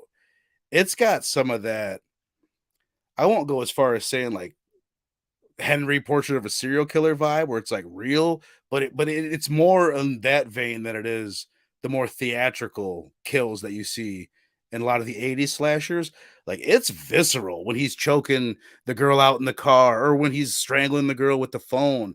It's like it's very, very visceral, and it's just like one steady shot, and it's not moving away, it's not cutting, it's not a lot of cinematics with it. It's just like we're gonna make you watch this person die and suffer, and we're not gonna make it look like a movie. You're just gonna have to watch it.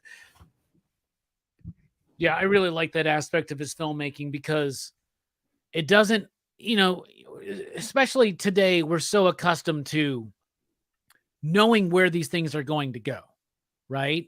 And having an expectation and then having that expectation met. And music does that a lot too, where it'll be like, bum, bum, bum, bum, right? He doesn't do that. He just like, dun, Right. dun, Well, dun. that's And then all of a my sudden, favorite music. blank, blank, blank, blank, blank. And then it happens, right? And it feels real because it comes out of nowhere, right? Especially in Halloween, in The Thing, when they're testing the blood. That scene pops up, and I think I saw this. I don't remember where I saw this. It might have been on In Search of Darkness, one of them. They're like, when I first watched this movie, I see the scene cuts. All of a sudden, it cuts back. I can tell that's a fake hand. I'm thinking, what is this hand going to do? And then the fucking blood jumps out, right? And it's so scary. Right. Like that moment still gets me, even though I know it's coming. Dude, you know what moment gets me? I tend to always forget about it. You remember the moment in Halloween where Loomis and the cop, they go to the Myers house and they're like walking around. There's a dead dog in here. He must have gotten hungry. And they're looking out the window. He stood right here. And like the gutter breaks and it flies down, it smashes the window, scares the shit out of me almost every time. And it's like it's the one jump scare in that movie, other than maybe when Michael pops out of the closet. That's pretty jump scary. But it's so goddamn effective. I forget about it every time, that bit with the window. Yeah, it works. And like I said, there's no wasted space. There's no fat in a Romero movie. Like everything is purposefully there and in concert with everything else to build to the ultimate point. Right. The one thing I wanted to say about him that really stuck out is just, and it's pretty much what you're saying, it's just decisions. He makes great decisions. Like there's no like weird bits. And like we've already pointed out, there's no extra shit. It's just stripped down as much as you can. It's in the film, it's in the music, it's in everything that he does. But I did just want to mention a movie that I had never seen until we did it for DHS, Christine. Like when Dylan said like we're doing Christine, I was honestly like, oh, I bet that will kind of suck, because most Stephen King adaptations, I haven't been a fan of the majority of them for whatever reason. That's not a movie you hear much about, or at least I don't hear much about it. But it's fucking phenomenal. It's a beautiful film. You know what I mean? Really, and then the music cues, right, in that one too, where he's like, "Show me," pew, and just the build up, the tension, man. And I know that Carpenter says, "Oh, I just started doing my own music because I was like, it's cheaper if I just do it myself." Thank God for that. Like, I'm glad, because that gives an identity to those movies that nobody else has. Because Carpenter doesn't do film scores for other people, really. I mean, it's kind of done it. Yeah, all these shitters out there don't respect Carpenter. Right. And I still use the term shitter all the time now. But no, man. The other thing about Carpenter is why it's so easy to hold him in such high regard is that I haven't seen most of the movies that people don't like. Like I fucked around with Lucio Fulci and I watched way too many of the movies that are bad. so I have a certain view of him now. I shouldn't have watched like Manhattan Baby and a handful of his other ones. But Carpenter, I've just really seen the best of the best, and I still need to see Prince of Darkness. If you wouldn't mind, what would you say? What is your, and then we'll move on to the honorable mentions. What's your top three? Well, you know what? Do me a favor. Do me two. I want to know your top three Carpenter films, and I want to know your top three Argento films, if you wouldn't mind. And then we're already going long. We'll do the honorable mentions quick, and we'll get you. Top three Argento films. Number one, Suspiria. Number two, Tenebrae. Number three, Deep Red. Love it. For Carpenter, number one, The Thing. Number two, Halloween. Number three,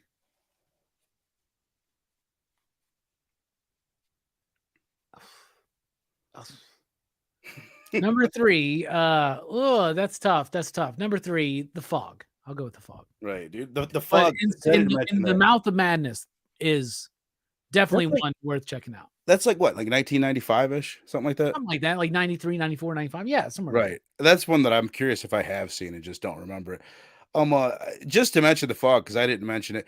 Like I love a lot of things about that movie, and you know how I am. Like I tend to I need to watch that again and fully for whatever reason I've watched it 3 times by now, and at the end every time I'm like it just hasn't like I don't know what it is. It never it's like a 3.5 for me. I like it. I respect it. It's a solid 7. I definitely respect the atmosphere and like the slow build up in the pacing and the ghostliness of it and how it's different and unique from the rest of his catalog. But I don't know, it just hasn't done it for me yet in the way that I know it does for like for you and Dylan I and a get you. lot of people. But I have a feeling it will one day. Yeah, It's a movie it's you one need to that watch at like midnight. yeah, it's one that like I said, it grows on me every time I watch it. And not a horror film, but another one of his really great ones that I got to reappreciate recently was Starman. Starman is like Right. should have been a bigger film. That movie was really, really freaking good. That's crazy. I was curious if Raimi might be in your top 5. So thank you, Fable, for mentioning that. Let's go ahead and get into honorable mentions. Is Sam Raimi possibly one of your honorable mentions? Yeah, Sam Raimi's an honorable mention. I just when I look at him, his entire career is not really fully horror, Yeah. right? And not like Carpenter's is, but like he Carpenter's did got like 13 horror yeah, films. he That's a like lot. Sam Raimi did the Evil Dead films, and then that's kind of almost it. I mean, he did The Gift and Drag Me to Hell, but like I do love Sam Raimi because The Evil Yeah. Dead is one of my favorites of all time. I would also throw in there Eli Roth. I just don't know if he's made enough to hit that level, but I love Cabin Fever, Hostel, Hostel 2, and The Green Inferno. I'm pumped for Thanksgiving. Cronenberg is one of my honorable mentions. I mean, come on. Videodrome, The Brood, Scanners. The Brood Right. I didn't even is bring up Brood or the Scanners when I mentioned it, but yeah, hell yeah. gnarly, right? A couple modern guys, Robert Eggers, Ty West. Ty West is making a name for himself right now with the Pearl Definitely. movie and X and all that. But James Whale, whose career goes back to the early part of the 20th century. James Whale did Frankenstein, Bride of Frankenstein, The Invisible Man, and The Old Dark House. And Oh, he I did Old love, Dark House? yeah, I Okay. love all 4 of those movies because they all blend a very strong commentary with a very fantastical story, with a bit of humor, a sardonic humor in a way, right? A little bit of satire, fun, and truly menacing and threatening atmosphere. So I would also put James Whale as one of my honorable mentions. I'll just say my favorite is The Invisible Man. Me and Scarpad, it's just the one thing we agree on. That's my favorite. No, I for whatever reason I can't get into that one, but I love the other ones that you mentioned. I haven't seen Old Dark House. I just listened to a podcast on it. I compare the best thing to compare James Whale to Frankenstein to is Dracula because it's the one movie that I fucking know that came out from the same era, and to me, it's so Dracula is great for what it is, but in my opinion, it doesn't fucking come anywhere near Frankenstein or Bride of Frankenstein. Yeah, They I seem mean, like they came from 10 years apart from each other, but yeah, it, same it year for Frankenstein, right? it's And weird to look at that era because it's like the fifth film that had sound. So they're just figuring out. I mean, I'm making that number up, but it's somewhere low. it's close. They're just figuring out how to do Dracula is all the that first shit. horror film, supernatural horror film with sound. So Frankenstein has to be like 2 or 3. Right. So Right. So I want to name a couple. Um, first of all, just Sam Raimi. I think if it was the most influential, he's higher up because there's so many people that credit him for where they just why they wanted to make movies was because from watching Evil Dead 1 and just like, oh, you can make a movie with $20 and a handful of friends. Like, oh shit, okay. So his influence is fucking huge. Uh Fulci's just one of those guys you have to mention because there's no one that does set pieces like he does, in my opinion. And just the last thing I wanted to oh, another guy, Flanagan. And this will bring me into the final thing I want to ask you. Mike Flanagan, he is out of all the new guys, he's the most prolific. he's maybe like at least from movies that I can think of, maybe him and James Wan. He's done Hush. He did Oculus, Doctor Sleep. Those are ones that I love that he's done. But he's also done a shitload that I haven't seen. And he did a Haunting of Hill House, which out of his television work, that's what people praise him so much for. That's the only one that I've seen, and that's fucking incredible. Speaking of stuff that's scary, like Haunting of Hill House, scare the fuck out of any man. And but the thing also I was gonna say about him, as good as he is and as like prolific as he is, out of most of the guys that are his contemporaries, he'd be the one that I'm like least excited if he was coming out with a new project at the same time. Like if you told me Ari Aster's got something or Eggers has something, Yeah. or I'm trying to think like who are the guys that who would be your favorite of the new crop? Would it be Aster? Well, it wouldn't be Flanagan. I'm not quite sold on that guy, right? I think Dr. Sleep had some issues. Now, is he the guy that did Gerald's Game? Yes. Because I hear that that's really well done. I haven't seen it. And I haven't seen Oculus. I haven't seen some of these others. I've seen the Haunting of Hill House. Oh, you did? I didn't think you watched that. That's cool. Yeah, I watched the first one, right? Because the second one's Bly Manor or something, Yeah. right? But I watched the first one, and I really did dig it until the ending. I think that they kind of cheated out on the end. That's just me. I agree, though. Yeah, it's the last episode or two isn't the best. Yeah, that's just kind of how I feel. So nothing about him has stood out, but for me, it's Aster, it's Eggers, because Eggers' latest film isn't really a horror film, but The Northman is great. So this dude's made 3 fantastic movies. Yeah, 2 of which I think are distinctly horror, and that's The Witch and of course The Lighthouse. I haven't seen Lighthouse or Northman, and that's one of them guys like, oh shit, I need to cram these movies in, but I just didn't. And Ty West, I've only seen House of the Devil, which I liked, but X and Pearl, fucking like that's the Toby Hooper vein right there. Like that's 70s Hooper and Craven, and Toby Hooper's another honorable. Yeah, we didn't mention him. Yeah, Poltergeist, Texas Chainsaw Massacre, Texas Chainsaw Massacre 2, Life Force. Like, I love me some Toby Hooper, but he's got some bad duds for me in his career. But I think Ty West is somebody that I would get excited for right now because he's still playing in this world with Mia Goth. Yeah. And superstar Mia Goth, MCU superstar Mia Goth. Exactly. So I think Ari Aster is the most complete out of those, and I cannot get through tonight without saying how important Jordan Peele is right now. I was going to mention him too. Hell yeah. Yeah. So right, he's got just such a unique style. I was thinking before, if you're a fucking 25-year-old guy, or if you're a 40-year-old guy, I wouldn't bemoan anybody that said that Jordan Peele is their favorite horror director of all time. Like, I would totally get that. He didn't make my top 5, but he was definitely in my top 10, or at least in honorable mentions. The way you talk about Ari Aster with Hereditary and Midsommar, Jordan Peele with Get Out and Us, and I know that Us to a lesser degree to everybody else, but Jordan Peele is able to tap into a more mainstream flow, right? But still have movies that are incredibly relevant, not just as far as subject matter, but Get Out is a perfectly crafted horror film, bruh. Like, and it puts you in the shoes of the victim of the movie who eventually becomes the hero. And to a lot of us white dudes watching that movie, we don't really understand what it's like to be a black man, to going into a predominantly white family to meet your girlfriend's parents. You can imagine how scary that is. It's like Guess Who's Coming to Dinner, but the real fucked up version of it, And he's able to blend social commentary. He's able to blend something relevant, but do not sleep on what Jordan Peele can do as craft. He gets referred to as Carpenter-esque, and I think that is very much not just on a social level, because Carpenter has social commentary in his films as well. And he cares a lot about the depravity, or the disparity, I should say, between the rich and the poor. Right. That is something in a lot of Carpenter films, right?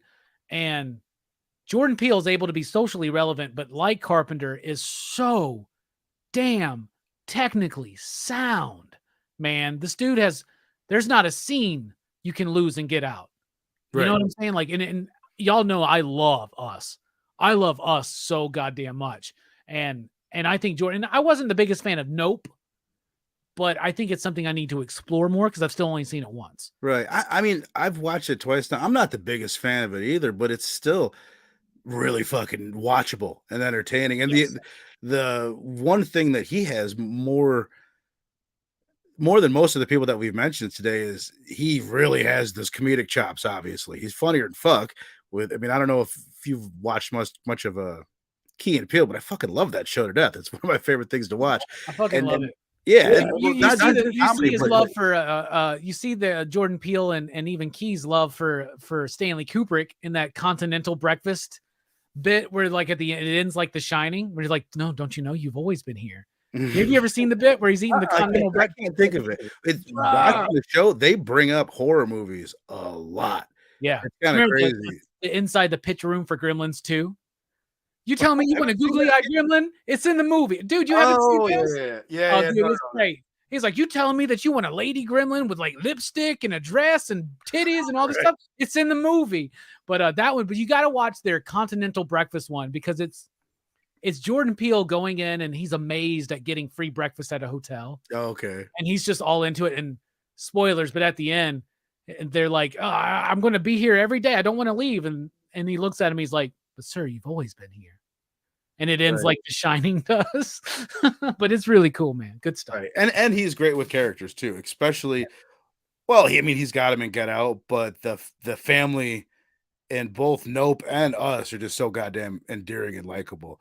But all right, man, I've taken up more of your time than I was planning on it, dude. So this has been a shitload of fun. I thank you, everybody in the chat, man. Fable, Steph, Evan, Dylan's little brother. We got to get you on a fucking live stream one day, my friend.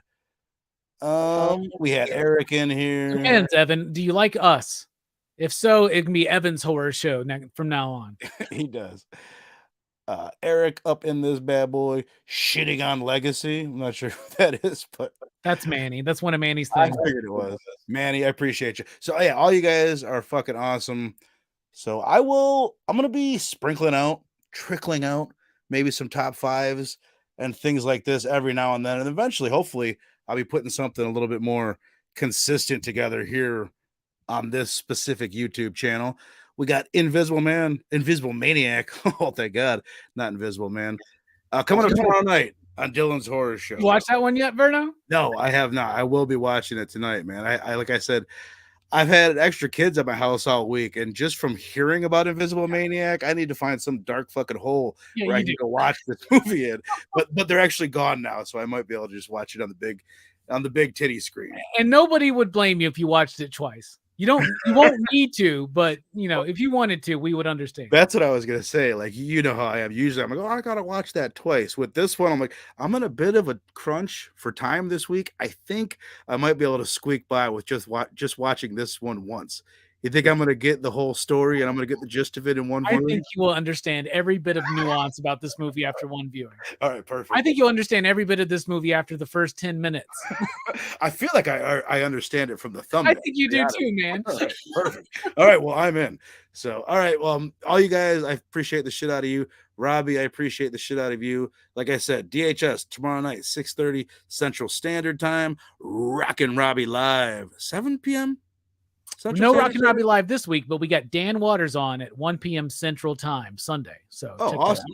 Oh, fuck yeah. Pop Culture Philosophers, 1 p.m. Central Standard Time. Yeah. Mark your calendars. And then, am I correct? Is Goodfellas? Are you doing Goodfellas on Monday night? Monday night, bro. Our second Scorsese film for PCP movie night. We got a loaded panel. You're going to be there, right, Verno? Oh, I'll be there. I wasn't 100% because you never messaged me back, but I will be there now. Yeah, you're there, and it's 100%, dude. Me, Jelani, Brooks, Joe Corallo, Fable, and you. We're gonna unpack the fuck out of Goodfellas, man. Hell yeah, I'm so stoked, man. I'm so stoked. And it will be Brooks' first time watching it, man. I know. For as much as Brooks is well versed in so many things, the amount of big movies that he hasn't seen is kind of fucking crazy to me. Hadn't he never seen any of the Freddy movies? And he's been my friend for over 20 years, which blows my mind. One thing I forgot to mention. Last night, we're watching John Wick 4. We're watching this movie. It's beautiful. It's gorgeous. It's filmed in amazing locations, using amazing art, just a beautiful composition. Jelani looks at me and he goes, There's no reason for this to look this good or to find these places to shoot aside from just to do it. Right. That's Argento. Yeah, The, no, the exactly. beauty that the John Wick movies bring to action, Argento does to horror. That's That's what fucking I awesome. wanted to say. There. Hell yeah. Well, dude, everybody has me so stoked to see John Wick 4 too. So I'm going to try and do that as well. So everybody, I super appreciate you. Robbie, you know, I appreciate you. Love And you. keep an eye out, man. Hopefully, you know, be putting some more horror content up here on Blood Splatter Chatter. In the